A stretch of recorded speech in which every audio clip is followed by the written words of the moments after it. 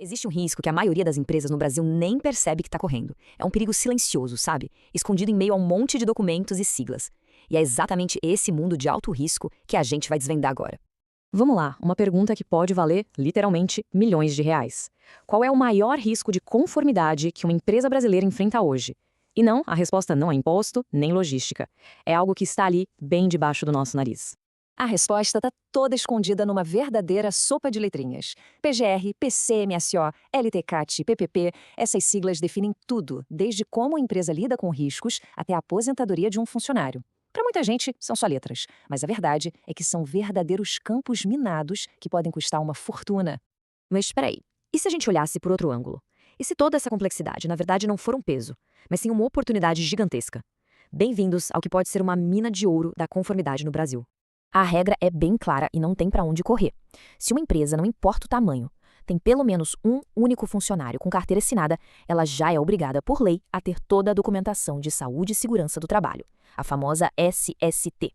E a escala disso é gigantesca. Estamos falando de quase 40 milhões de trabalhadores formais no Brasil. Cada uma dessas pessoas precisa estar coberta por essa regulamentação. Já parou para pensar no tamanho dessa demanda? Então, o que isso significa na prática? Que dominar essa documentação não é só uma habilidade qualquer. É um dos serviços mais essenciais e mais procurados por empresas no Brasil inteiro. A oportunidade para quem entende do assunto é simplesmente imensa. Ok, falamos da oportunidade. Agora, vamos virar a moeda. O que acontece quando essa papelada toda é feita de qualquer jeito? Aí a gente entra num território perigoso, o do alto custo dos erros, onde a negligência vira um prejuízo financeiro bem pesado. E olha, isso aqui não é teoria, tá? São itens retirados de uma notificação de verdade do Ministério do Trabalho. Programa de riscos desatualizado, falta dos exames médicos obrigatórios, os ASOS. Cada linha dessas representa uma falha grave e que infelizmente acontece o tempo todo. E o custo dessa brincadeira? Tá aí. R$ 239.067. Esse é o valor que pode chegar uma multa por uma única infração, a falta de exames de admissão e demissão para 101 funcionários. É quase R$ 250.000, só para dar uma ideia do tamanho do problema. Agora, vamos entender por que é tão fácil errar nisso. A complexidade toda está nesse verdadeiro alfabeto de risco. É um conjunto de documentos onde cada sigla tem um objetivo, uma regra, uma exigência legal diferente. E aqui a gente vê como a coisa é complexa. De um lado, tem os documentos trabalhistas, como o PGR, que cuida dos riscos do ambiente, e o PCMSO, que monitora a saúde dos trabalhadores.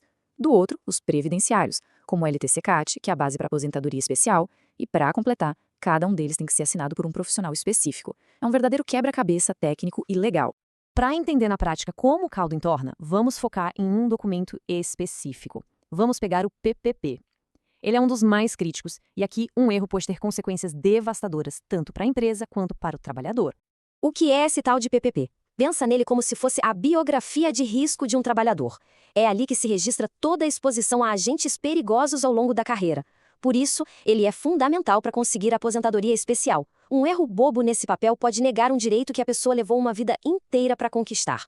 E aqui estão os erros mais clássicos. Usar um código genérico para a função sem descrever o que a pessoa faz de verdade. Falar que tem ruído, mas não dizer quanto. Esquecer de detalhar como o risco foi medido. E o campeão de todos, marcar sim para tudo que é sobre equipamento de proteção sem ter como comprovar. Cada passo desses, basicamente, invalida o documento.